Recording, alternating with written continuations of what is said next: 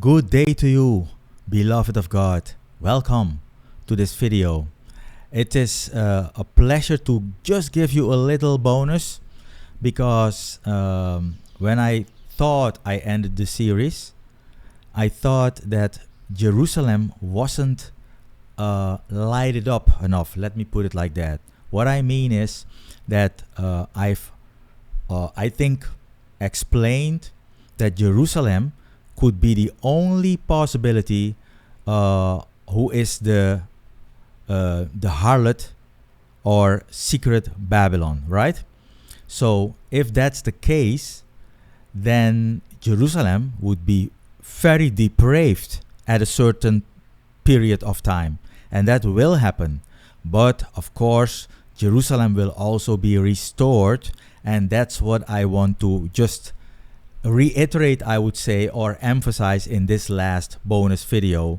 And I'm going to publish both at the same time. So the last video of the series as well as this video I'm going to publish on the same time because they belong together.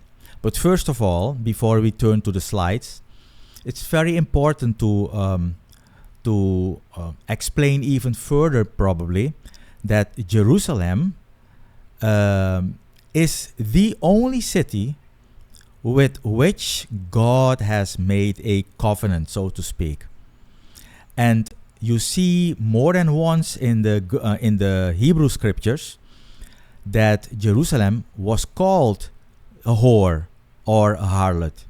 So this totally fits the picture of Jerusalem being the harlot or secret Babylon, because as you know, and we've seen that in this series, that Jerusalem is quite consistently called the great city.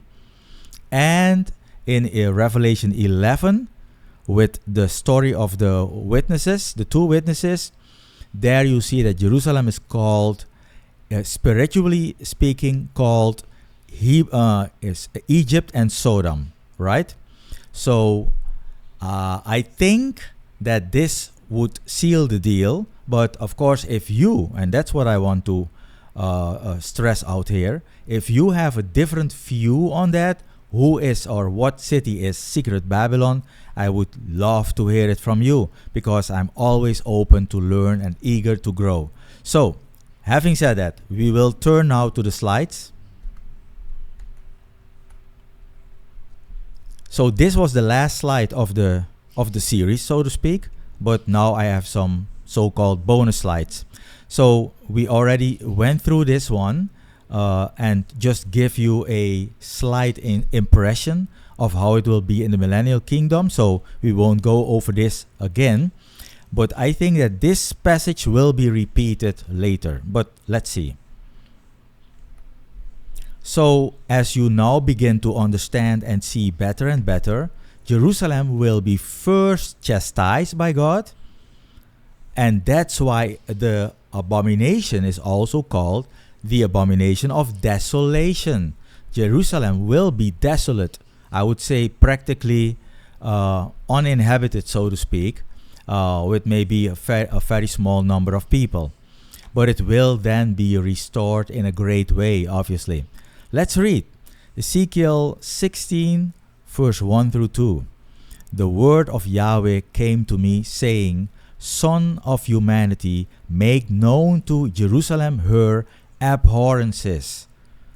See, this is another expression used for the temporary function of Jerusalem as Egypt and Sodom and as a harlot also. So make known to Jerusalem her abhorrences. And 16 verse 15, yet you trusted in your loveliness, that's talking to Jerusalem, and prostituted your renown, and you poured out your prostitutions on everyone passing by. It became his. And verse 58, your lewdness and your abhorrences, you yourself will bear them. Offering is Yahweh.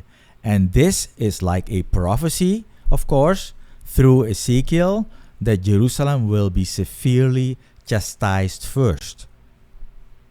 We continue. Verse 62 through 63, it says, I will set up my covenant with you. See, God is now laying out his plan with Jerusalem as such.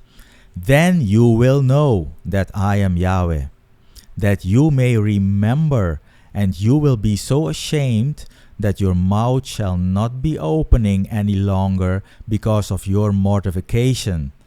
When I make a propitiatory shelter for you, for all that you have done, affaring is my Lord Yahweh. So, the other side of the promises are also now appearing. Hosea 1:2, the starting point of the word of Yahweh by Hosea. Yahweh said to Hosea, Go, take for yourself a wife of prostitutions and children of prostitutions, for the land has been committed prostitution, prostitution away from Yahweh. Another passage that Hosea has to even picture it by taking a prostitute as a wife and have children out of that. So that people can see the prophet with a prostitute as a wife, so that they can understand how God will feel, how God feels with Jerusalem as a prostitute, so to speak. And then Hosea 2 verse 14 through 17, where it says, Therefore, behold, I will entice her, and I will conduct her to the wilderness, and I will speak to her heart. I will give her vineyards to her from there, and the vale of Acre for a portal of expectation. And she will respond there as in the days of her youth. This is what God is promising. And as the day when she came up from the land of Egypt. That's the people of Israel embodied in Jerusalem also, of course, or by Jerusalem. It will be in that day, affirming is Yahweh, she shall call me my husband, and no longer shall she call me my possessor. Big difference, of course. I will take away the names of the Baalim from her mouth, and no longer shall she be remembered by their name. Another positive promise for the future. And chapter 2 verse 19 through 20, I will betroth you to me for the eon, and I will betroth you to me in righteousness, and also in righteousness, in right judgment, and in benignity, and in compassions, is God promising to his people Israel. I will betroth you to me in faithfulness. Then you will know that I am Yahweh. And Isaiah 66 verse 11, where it says, these are all passages just to show you that Jerusalem will be restored utterly and completely, of course. Isaiah 66, 10 through 11. Rejoice with Jerusalem and exalt in her, all who love her. Be elated with her with elation, all who mourn over her, that you may suckle and be testified from the breast of her consolations, that you may drink deeply and find pleasure from the rich bosom of her glory. Great poetic language here. And verse 12 through 14, where it says, For thus says Yahweh, Behold, I shall stretch out peace over her like a stream, and the glory of the nations like a watercourse overflowing. And you will suckle, you will be carried on her side, and shall be dandled on her knees. Like one whom his mother is comforting, so I myself shall comfort you, and in Jerusalem you shall be comforted.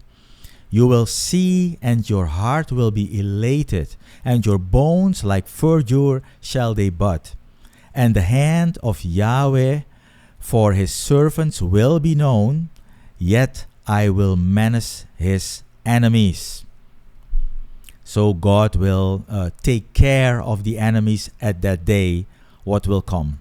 In a future series, I hope to go to expound very deeply in that period what will happen when the day of the Lord has arise. And then I mean the narrow definition of the day of the Lord from the moment Jesus returns.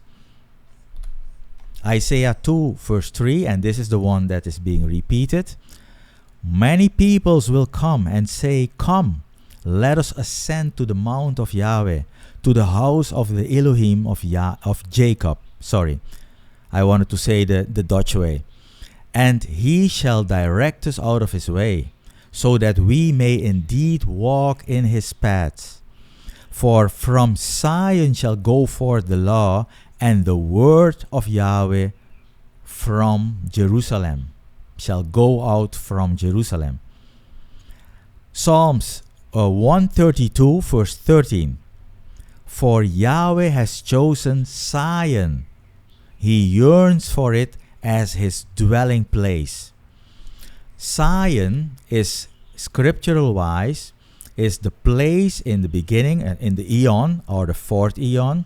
That is Jerusalem, and it's also called. It's also used for Israel to denote Israel, but it's especially Jerusalem, and more specifically, it is the hill or maybe the mountain at that day that will be the only true mountain on the earth in the fourth eon. Will be only Zion. The rest of all the mountains will be leveled because of the huge earthquakes at the end of this eon. So Zion will be the highest mountain and Jerusalem will be on it, so to speak. So everyone will truly go up to Jerusalem, just like is now the case, but there it will be very specific and clear. Okay. Isaiah 62 verse 1 through 4. On Zion's account I shall not hush, and on Jerusalem's account I shall not be quiet, until its righteousness shall come forth like a bright light, and its salvation shall blaze forth like a torch. Nations will see your righteousness, and all kings your glory. And you will be called by a new name, which the mouth of Yahweh shall specify. Interesting, right? You will become a crown of beauty in the hand of Yahweh, and a turban of royalty in the palm of your Elohim. It shall no longer be said of you, forsaken. You see the point? And of your land it shall no longer be said, desolation. For you shall be called Hephzibah, and your land Beulah. For Yahweh delights in you, and your land shall be espoused. And with this one, we arrive at the last slide of this short video. Isaiah 62, verse 5 through 7. For as a choice youth espouses a virgin, your son shall espouse you. And with the elation of a bridegroom over the bride, your Elohim shall be elated over you.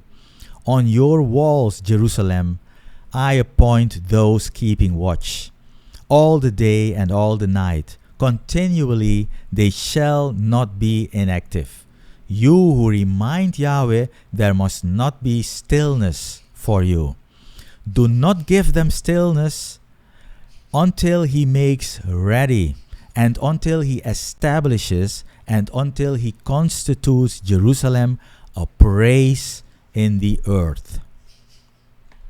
So I hope with these extra slides you have seen that Jerusalem will indeed be first chastised, yes, but then it will be completely restored. I hope it's now even more clear to you, and hopefully see you in the next video. Thanks for watching.